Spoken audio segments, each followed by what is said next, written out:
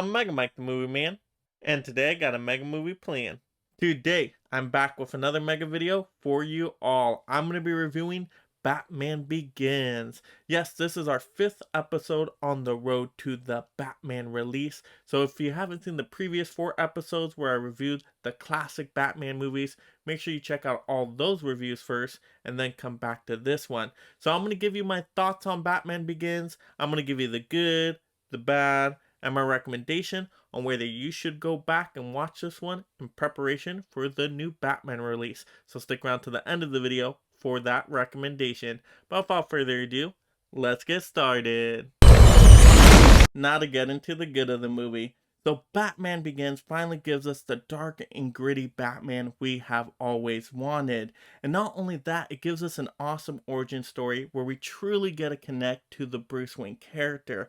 We see how Bruce Wayne's parents pass away, but now Bruce Wayne seeks to fight all these injustices in Gotham City, and he actually gets ninja training by Ra's al Ghul and the League of Shadows. And Liam Neeson just does a great job as the villain in this movie because we get to see his philosophy, we get to see his perspective, and it makes total sense. He wants to get rid of Gotham City. He feels it's too crime ridden, that it's now time to start with a clean slate and just wipe it out and start over from scratch.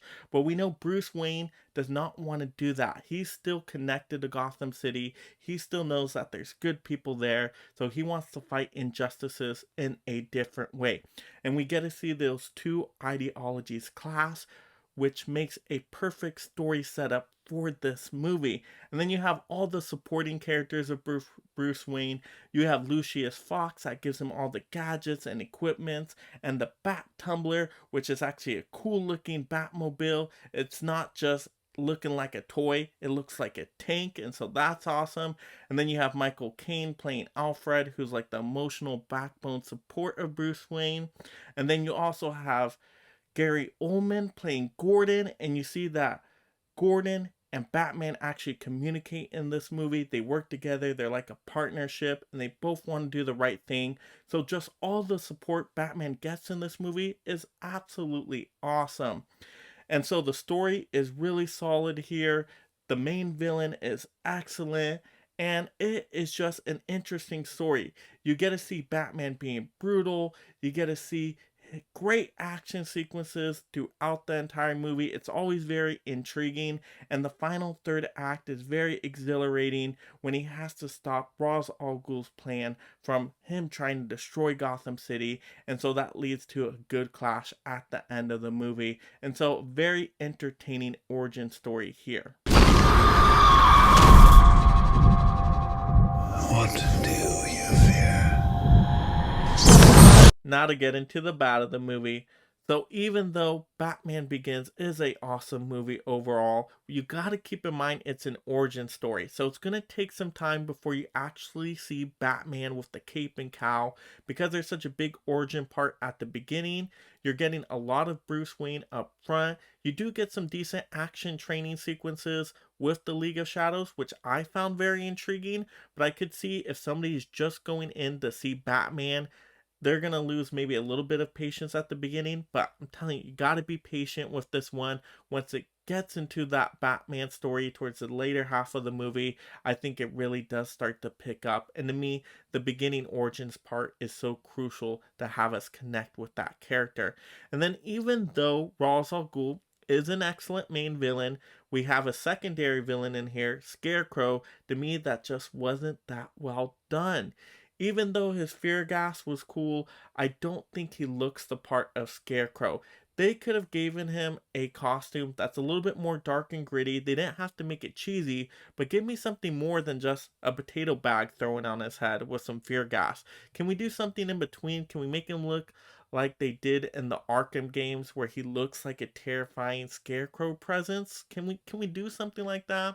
I know they want to go dark and gritty, they want to go more realistic, but could we get something maybe in between? I just felt the bag on the head was just not enough. And he just wasn't a terrifying villain by the end of the movie. I mean, he gets tasered in the face, he's taken out, and it's just like, okay, well, I guess that's the end of Scarecrow. for the moment. I mean, it's just not a good third act for the Scarecrow. There isn't a big clash between him and Batman because they decide to focus on the Ra's al Ghul character. So I just think Scarecrow is sidelined a little too much in this movie and isn't given the respect that Scarecrow should be given, because he can be a truly awesome, terrifying villain. They just didn't write him that way in this movie. So those are just a couple of the nitpicks I have with this movie. They aren't any serious drawbacks. There's just some things I think people would notice. So to me, it doesn't make this movie absolutely perfect. Still awesome, but a couple of those nitpicks just bring it down just a little bit for me. Now to get into my recommendation of the movie. Now, should you go back and watch Batman Begins in preparation for the Batman? Absolutely. To me, this is the best superhero origin story of all time. It at least is the most fleshed out origin story with tons of great details. Yeah, Spider-Man had a great origin story, but I think this one gives us so many good details to have us connect to the Bruce Wayne character and what he's fighting for. That's why this movie is so impactful. And it's also just a really entertaining story. It's very intriguing. I mean, everything is great in here in terms of actors, script, how the movie looks, that Gotham City vibe we get from this one. It is just the perfect dark and gritty Batman story. You can't complain too much about this movie.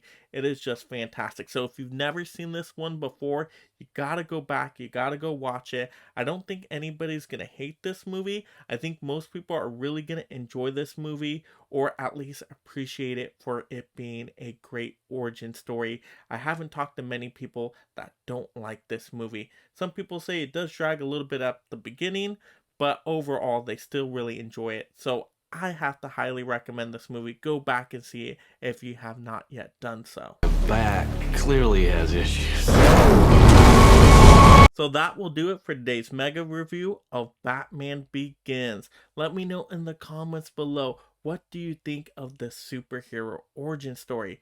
Also, if you're just discovering the channel for the first time, make sure you subscribe right now. I'm going to get you those future Batman episodes, more movie reviews, movie rankings, movie news, you name it, we'll talk everything movies on this channel.